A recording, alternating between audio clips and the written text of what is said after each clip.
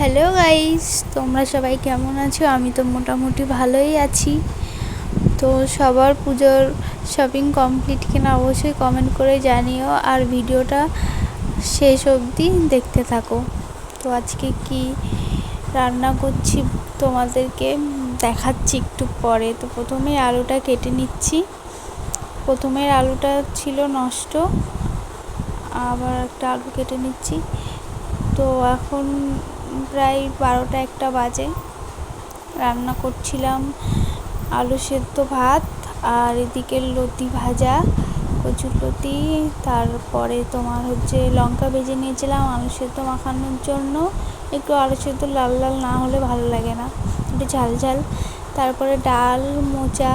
তারপরে দুপুরে খাওয়া দাওয়া করে একটু ঘুমিয়ে নিয়েছিলাম। তারপরে চলে গেছিলাম পায়রা খেতে দিতে।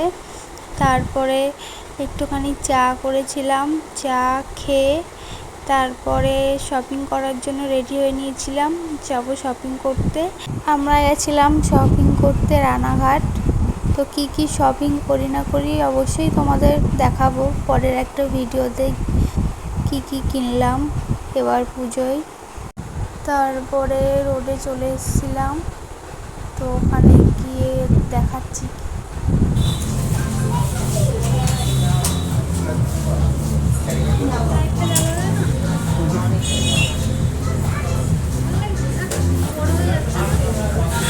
সাইজ দেখে নাও।